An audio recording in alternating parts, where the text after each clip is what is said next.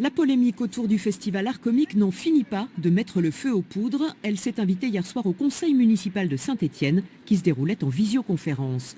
Au moment de voter les subventions accordées par la ville, des élus d'opposition sont montés au créneau. Nous trouvons qu'il y a un grand absent dans ce dossier, c'est le festival Art Comique. En effet, ce dernier s'est vu supprimer toutes ses aides publiques, tandis que le projet d'un autre festival d'humour concurrent semble avoir la préférence de la municipalité. Les élus du groupe Saint-Étienne Demain dénoncent une dérive inacceptable. Donc il y a véritablement la volonté de mettre à mort un festival qui marche, qui attire, qui plaît, et de le remplacer par un autre festival qui ferait exactement la même chose, aux mêmes dates, aux mêmes tarifs, sur le même créneau.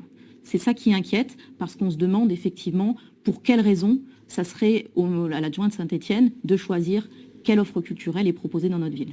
On a vraiment l'impression que c'est le fait du prince. On décide entre les murs de la mairie qui a le droit de vivre à Saint-Étienne, qui a le droit de vivre culturellement parlant, qui a le droit de proposer une offre culturelle. Ça se décide dans une poignée d'initiés. Et encore une fois, ce n'est pas comme ça que ça peut fonctionner dans une démocratie normale. Même inquiétude des élus écologistes qui dénoncent un manque de transparence dans l'attribution ou le retrait des subventions. Est-ce qu'il faut vraiment être du bord de M. Perdriau pour avoir droit à des subventions, puisque est-ce qu'on veut faire de la culture quelque chose qui est vraiment mené par le maire et son adjoint et que les autres n'ont pas de place? De son côté, l'adjoint à la culture persiste et signe. Selon lui, Art Comique n'a plus vocation à recevoir de l'argent public.